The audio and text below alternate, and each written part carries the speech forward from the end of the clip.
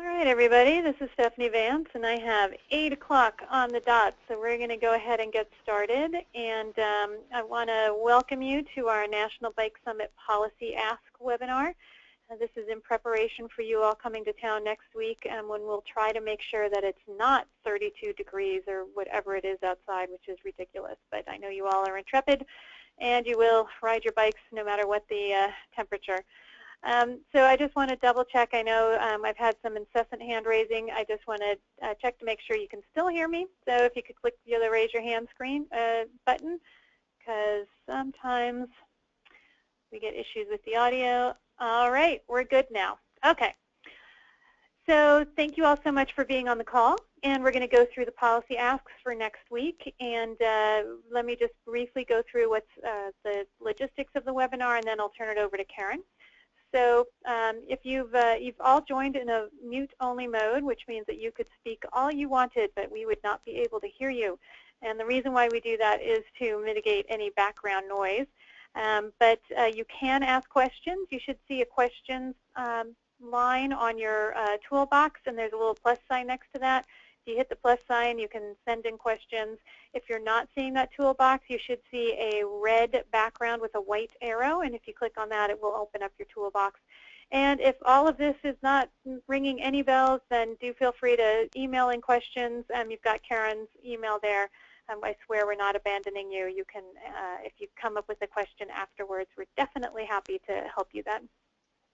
And so without further ado, because I know you don't need to hear the dulcet tones of my lovely voice, you can hear from Karen, who's got all the great information. So Karen, I'm going to go ahead and turn it over to you. Okay, thanks, Stephanie. And thanks, everyone, for joining. I'm really glad that you joined us tonight, and I look forward to seeing you next week. So this year, it's the 16th Annual National Bike Summit, and I think this is my 8th or 9th Bike Summit.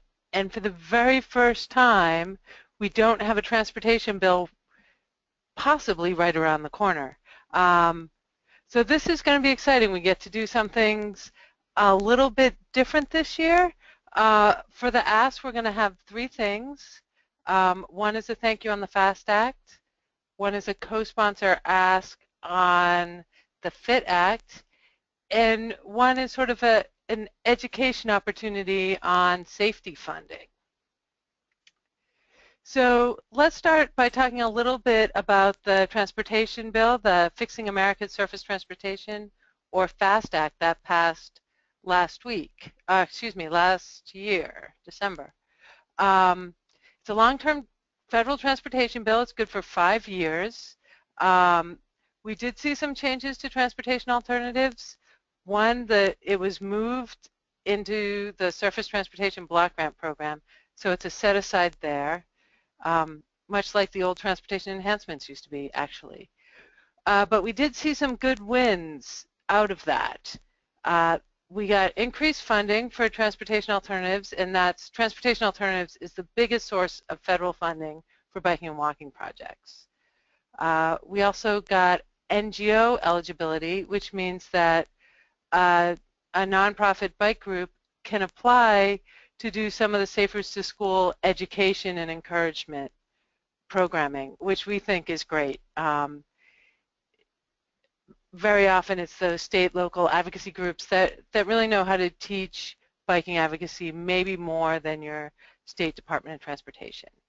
We also got a new transparency piece, this reporting language, which you'll hear more about at the summit. And then one thing that we had asked for in transportation alternatives was a way to expedite the project delivery for these small projects. And we did get that, but instead of just putting it in transportation alternatives, they put it throughout the program. So that is also, I think, a real win in this bill. In addition, you know, we got some complete streets language in the bill. This is, if you've come to past summits, we have often asked for co-sponsors on complete streets. We've been asking for complete streets since 2006. We've been working on this bill. This is the first transportation bill that has passed that has some of that language. It's not as strong as we would like, but it directs the Secretary of Transportation to encourage states to adopt plans, but it also says that if you're building or doing construction on some of the major roads, you have to consider all users. So I think that's a good win. We also saw some changes in the design guidelines that states can now use if they're getting federal money, including the NACDO Urban Streets Guidelines, which has a lot of the more innovative bike facility stuff. So protected bike lanes, things like that. Bike lights at your stoplights. So that's another really good thing. The last thing, which I'll talk about more later, the new Safety Priority Initiative. So this is dedicated funds for bike education and bike and enforcement. And it's about $14 million. So those are some things we're excited about. And because of that, we're going to ask you to thank your representative or your senators for enacting a long-term transportation bill. Now, in the app and in information that we give you, we'll let you know whether or not your senators and representative voted for the bill. So we only want to thank them if they voted yes. But also, if you happen to have any of these senators as your senator, Senator Heller is from Nevada, Schatz is from Hawaii, Markey from Massachusetts, or Udall from New Mexico, like those are some people that deserve special thanks, and we will have printed letters in your packet that you can hand the staffer saying thank you for your work on the transportation bill. And those letters will be co-branded both with the league and with either a state or local group from your district. So we're really excited to be able to have those for you to give. It's always nice to start a meeting with a thank you. So that's the first part. And now I want to talk about the Personal Health Investment Today Act. And this is going to be a please co-sponsor ask for you. This bill, it's also called the FIT bill. It's a tax reform bill. And what it does is it allows consumers to use pre-tax dollars from your health savings account or your flexible savings account for physical activity costs. It's an incentive program. We see these incentive programs for home ownership or for savings or things like that. The idea behind this would be to incentivize physical activity. What it would say is that each person could use $1,000 pre-tax, or for family $2,000. You can use up to $250 of that for sports equipment, like buying a bike or a helmet. You could use that to take education classes. You could use it for gym memberships. If you have kids, you could use it for their school sports fees. And it even covers some ride or race entry fees. So we thought this would be a good bill to co-sponsor because it would be good for our members who are joining clubs. It'd be good for our local groups who are teaching education classes, and it'd be good just for bicyclists to get a benefit for that. But it's also good for the public in general. One of the things we see is kids in low-income families end up dropping out of sports earlier, in part because of these fees, so it's a way to cover that. It's under the new health care, there's health savings accounts are accessible by a lot more people, so we're seeing a lot more people using those, and that's going to allow them to invest in physical fitness. It's in the House, the bill number is 1218. In the Senate, the bill number is 2218. Another reason why we think this is a really good bill for us to work on is that it's very bipartisan. It's been introduced in the House for a while, and so there's 52 co-sponsors, but you can see it's almost equal.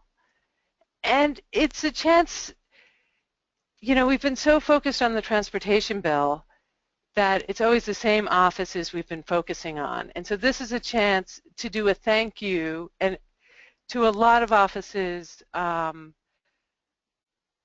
maybe we haven't had that opportunity in the past. So in the Senate, there were 4 original co-sponsors. It just got introduced, I think, late December, early January, so they don't have a lot of co-sponsors yet. But Senator Thune from South Dakota, Murphy from Connecticut, Isaacson from Georgia, and Donnelly from Indiana. So again, this is a really good opportunity to work with these senators. They're all new senators for us. We've worked with Thune a little bit in the past, but they're all really good senators for us to work with. Senator Thune is the 3rd ranking Republican in the Senate.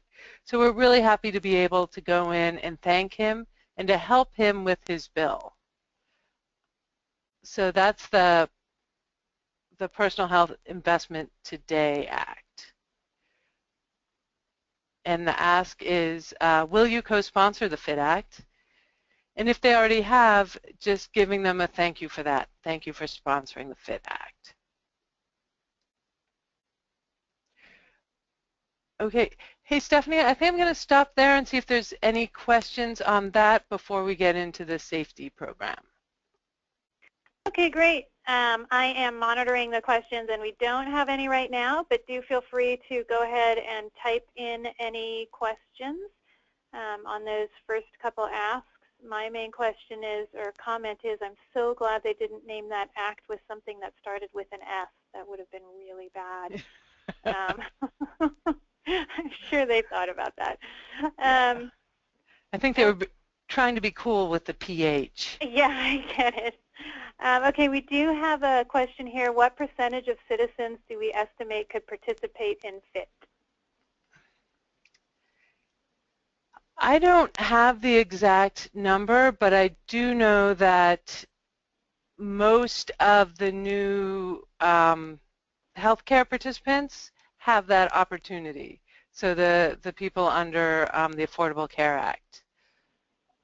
So yeah, and then it would be so many plans we'd have to track because of the employer piece. But that's a good question.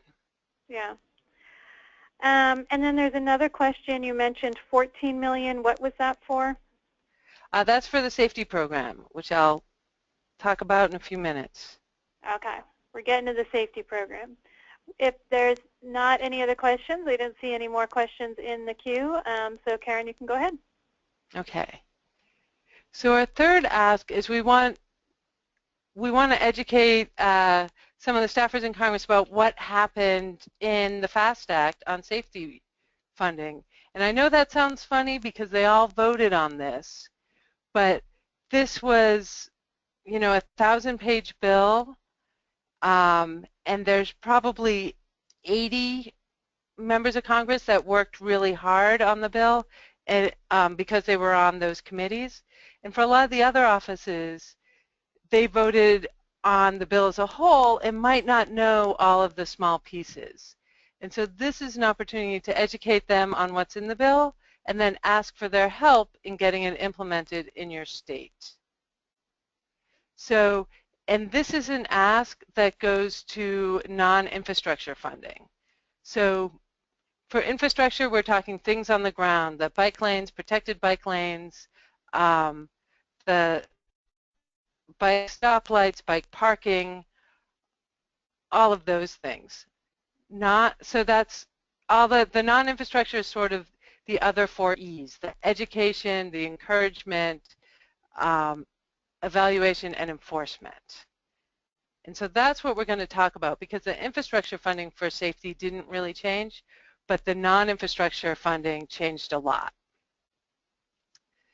So one of the things that Congress has done over the last 10 years is, as it's gotten harder and harder for them to find funding for transportation infrastructure, they've cut down on what's eligible for that. And that includes cutting down on some of these education, encouragement, enforcement programs. So back in 2005, you could get funding for doing bike education from transportation enhancements, from Safe Routes to School, from the Highway Safety Program, and also from the Section 402 grant. So there were a lot of sources, And because a lot of bike groups, a lot of people that do biking already knew about transportation enhancements and safe routes, they really went to those programs. But then in MAP 21, when they combined enhancements and safe routes to school, they still allowed for education, but only as it applies to safe routes to school projects and not general bike ped. For the highway safety program, they said, you know what, we're going to put a cap on how much of this can go to that education and enforcement. And then the 402 funds stayed the same. This year, they continued that trend. Safe routes to school is still eligible, but they said no more highway safety funds. Those are infrastructure only now. But they kept the 402, and then they added a new under 405, they added a new priority for bicycling and walking, but it's only for certain states. So the main point of this slide is that it's getting harder to use infrastructure funding to do education and enforcement. And one of the things that's changed, or one of the reasons we want to talk about that, is because for infrastructure funding, that funding, whether it was safe routes to school or whether it was transportation enhancements, that went through the Federal Highway Administration, FHWA, and that money flows down to the State Department of Transportation. And that's where most advocacy groups have done their advocacy, is with their state DOT. Now, the main source now for this information, especially if you want to do education outside of the school programs, that is now these 402 and 405 programs.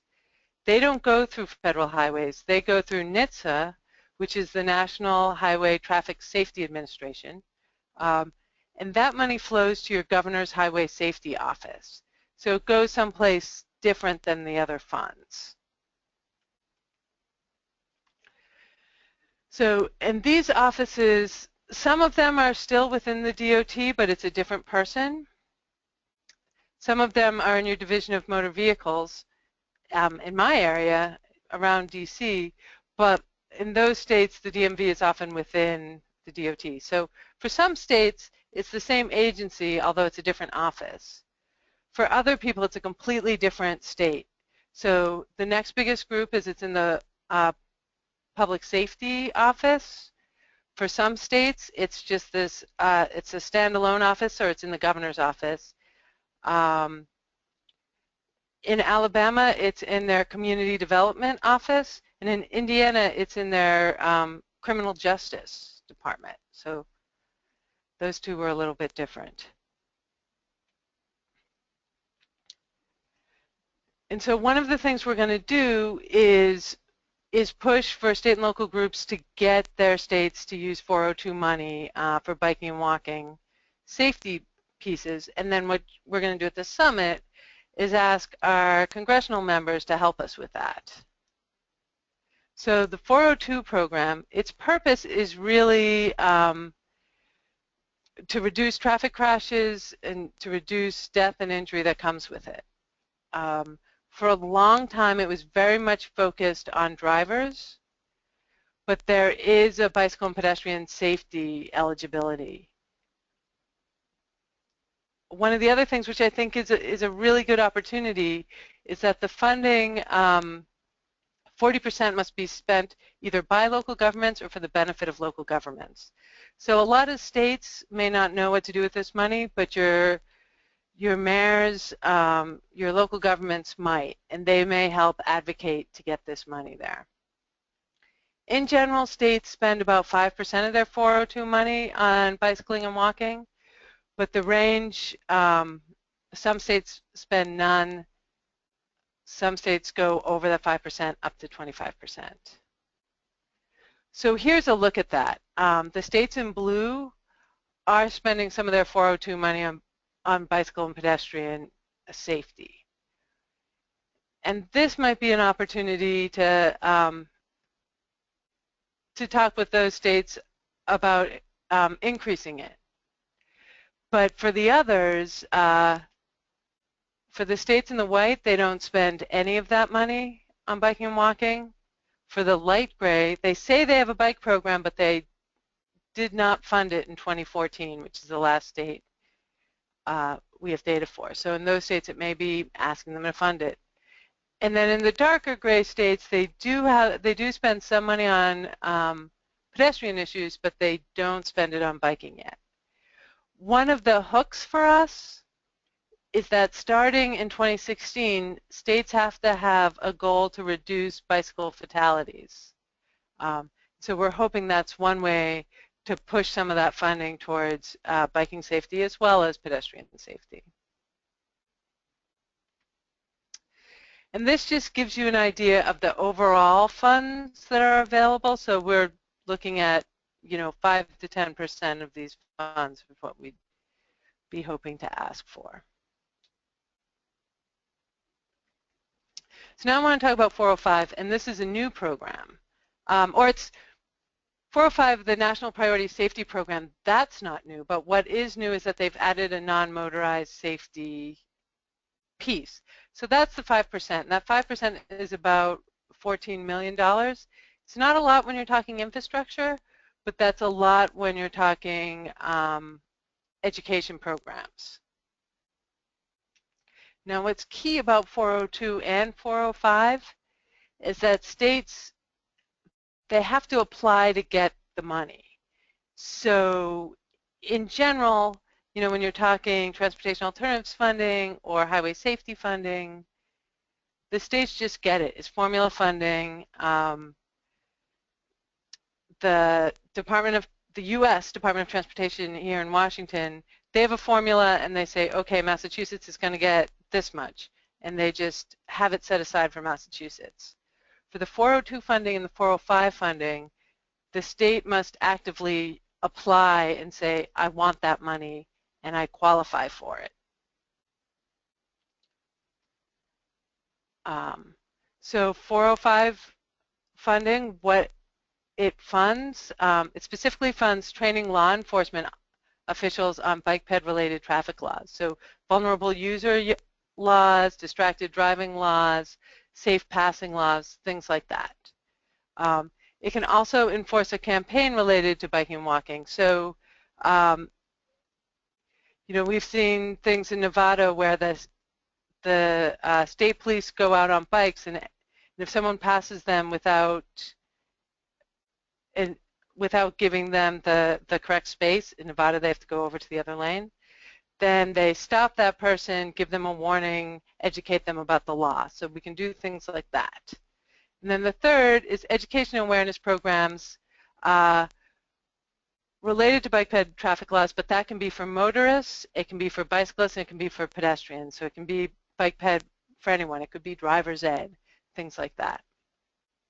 Now the 405 funding, it's not every state qualifies. In order to qualify, it's for states that have the highest rate of fatalities. So it's your percentage of overall fatalities that are biking and walking. And they decide it annually. So these are the numbers we expect them to use this July when they decide. So the states in the green should be good. The law says over 15%. So the way we read that is that North Carolina would be eligible, but South Carolina might not. See, they're right on that edge. And this will be determined annually. So if you're in the Carolinas, you might be eligible one year and not the next. Hopefully your safety record gets better. But if you're, I live in DC, we don't have any real highways within the district. And so with the slower speeds, we don't see a lot of fatalities of people within cars, and that's why 50% of our fatalities are bicyclists or pedestrians. We will probably always qualify for this money. So the state applies, you get the money, you have 4 years to use it. But here's the tricky part. The FAST Act was just passed in December. Once the bill passes, the U.S. Department of Transportation and the National Highway Traffic Safety Administration, they have to interpret the law and tell the states how they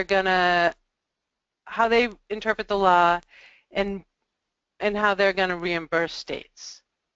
So the state highway, the governor's highway safety offices, they have to put in an application July 1st, but they haven't gotten the rules of the application.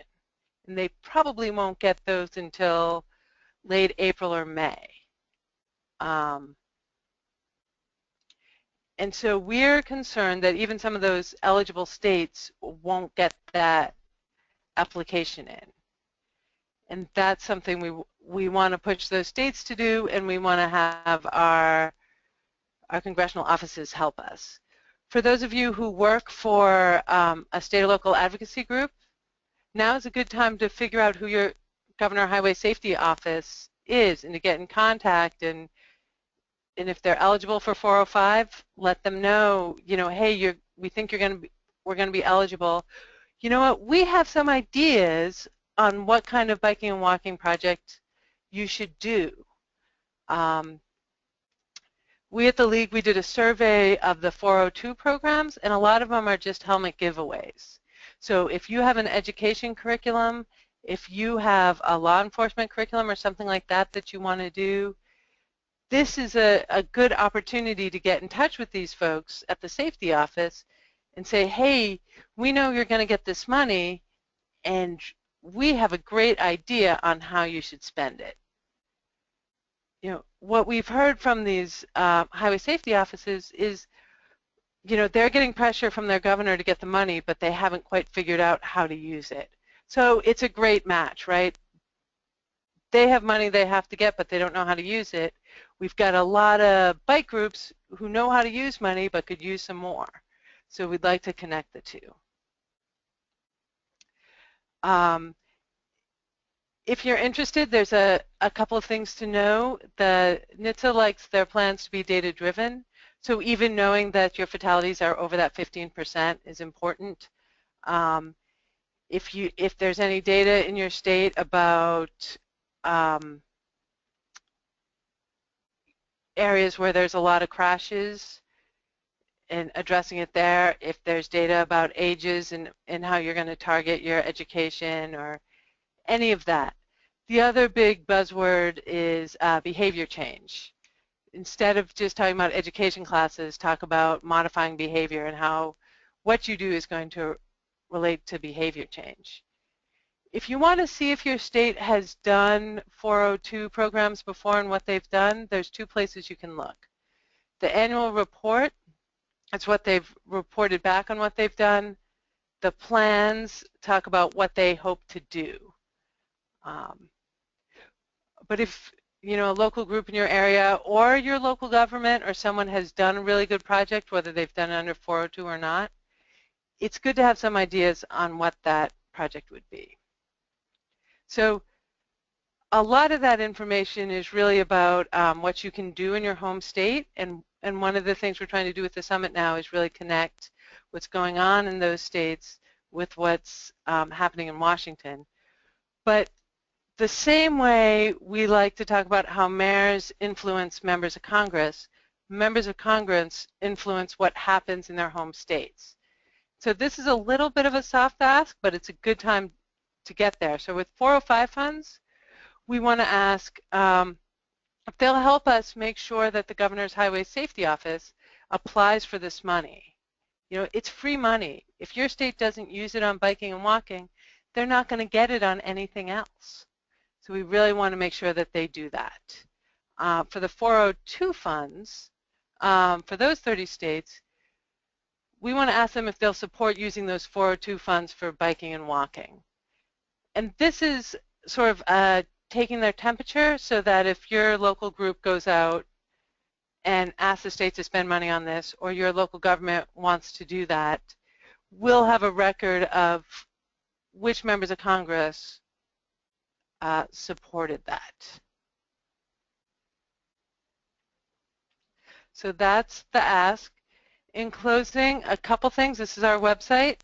If you go to upper right-hand corner, this National Bike Summit Congressional Asks, if you click on that, there's a link there that will take you to our fact sheets. So if you want to look at the summit fact sheets before you get here, there's that opportunity. And then the asks again, it's going to be a thank you for the FAST Act. It's going to be a co-sponsor ask on the FIT Act.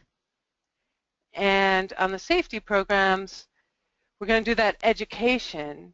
But because we always want to end a meeting with an ask, we want to ask for their support in using those funds for biking and walking safety programming.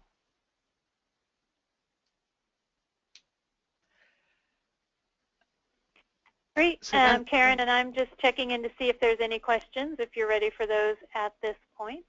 Sure. Okay, so we had a couple people who were asking about Michigan Governor's Highway Safety Office. Didn't see it on the graphic. Didn't see it. On this graphic? I think it was the earlier one with the circles. Not that one, a little earlier. Oh.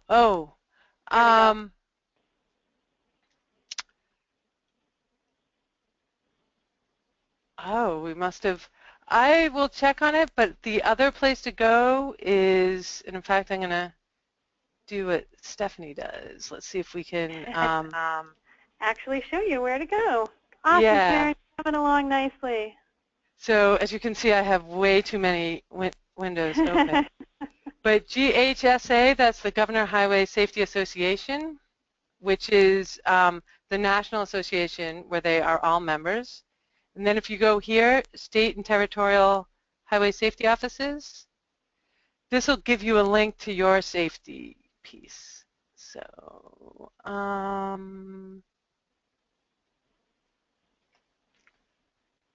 so Michigan is in your state police. So that's a little bit different. But this is a good thing to do too, is go to those websites and figure out where that office might be.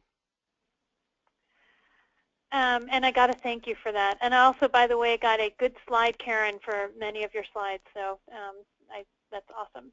I also got a note that Georgia is in the standalone category on the same graphic, but definitely supports bike programs via 402. Okay. So this might be something to take a look at. Yeah, so this map is done from, oh yeah, we have it as bike ped funding here. And I have to say that Ken McLeod made these slides, so. So you won't take the credit for them? Yeah. He also left out Michigan, so I'll blame him for that. It's the good and the bad. Yeah. Great. So if anyone's got any questions, do feel free to type them into the Q&A box. I don't have any more right now, but we can wait a few moments. Oh, and here's one. Where can we see the percent of GOHS's use toward bike programs? Government office. I just heard that acronym and I can't even remember what it is. Government office. Governor Highway Safety Office. There we go. So, what I would say. Oh my gosh, I'm old. So here's the very frustrating thing about this. With the Federal Highway Administration, they will give us Excel sheets of funding across states and through the years. With NHTSA funding, you have to go into each annual report. So you have to go into the 2014 report and the 2013 report like that, and the same with the plans. So I don't have, I can send you 2014 data about your state. I'm getting a little echo. So I can send you the 2014 data, and we will have that on your fact sheet at the summit. But we have not gone back to previous years. Okay, and I'm not seeing any additional questions at this point. So if you do have questions, oh, we've got another one. When will North Carolina find out if they are eligible for 4 or 5 funds? So let me see. Yeah, I believe they will be. This data, the fatalities data, is from the FARS, F-A-R-S, the FARS data, which if you look that up on the internet, you'll be able to find it. They are going to decide based on the latest finalized data. This data that I'm looking at is from 2013. They have preliminary 2014 data. If that 14 data gets finalized before April or May, then they'll use that. But my guess is that this is what they'll use for this year, and that North Carolina will qualify for this year.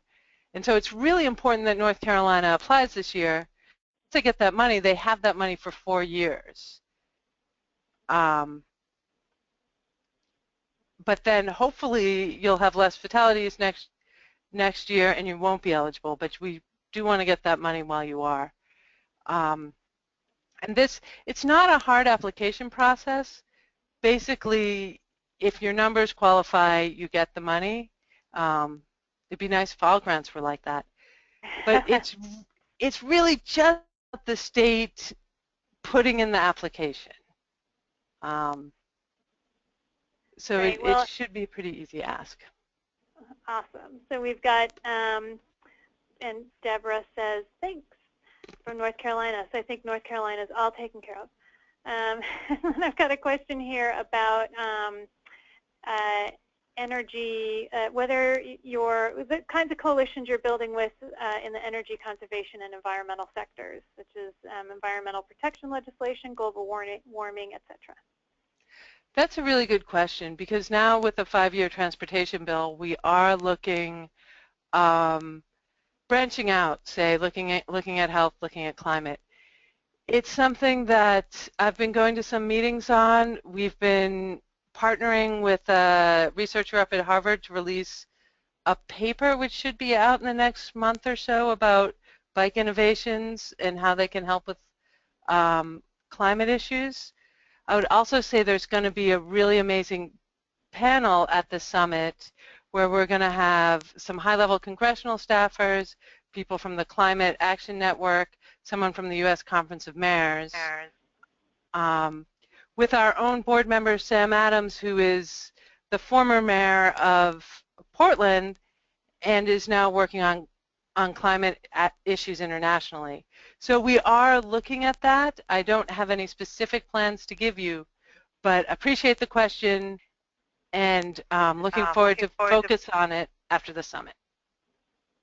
Great, and that was John from Michigan who was asking that question. So the Michigonians are here in force asking questions about Michigan, which is, you know, one of our favorite states lately in the presidential primaries, but let's not get into that. I'm checking to see if we've got any more questions, and I don't have any listed, but Karen, if you want to go back and put your contact information up so people have that if questions come up. Oh, we got another one. Another Michigonian. Oh my gosh, is everyone from Michigan on the call? How do we tell what size that 5% of 405 funds will be? Would it likely end up as $50,000, or would it be higher in the hundreds of thousands? It's probably closer to 50,000, but remember those states are also eligible for 402 funds, so I think you can talk to them about combining funds, and those are just the federal funds. You can also talk to your state about putting some money in from their side as well. And that $14 million will increase through the years of the FAST bill. All right. I don't see any more questions coming in from Michiganders or others. So again, you've got Karen's contact information.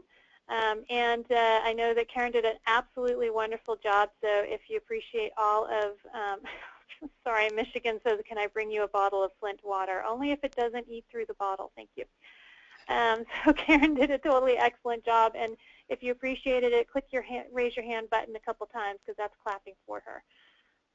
All right, we got lots of hands clapping All right, for you, thank Karen. you. So I think we're ready to send you guys out into the world to be advocates. And Karen, I don't know if you have anything else to say for our advocates before they show up in DC.